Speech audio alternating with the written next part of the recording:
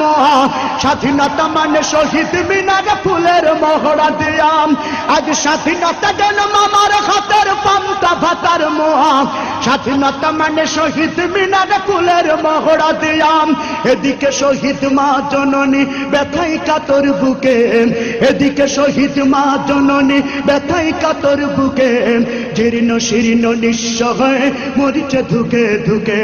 ওই শহীদ মায়ের করুণী কান্না শুনিতে আমি চাইনি ওই শহীদ মায়ের করুণী কান্না শুনিতে আমি চাইনি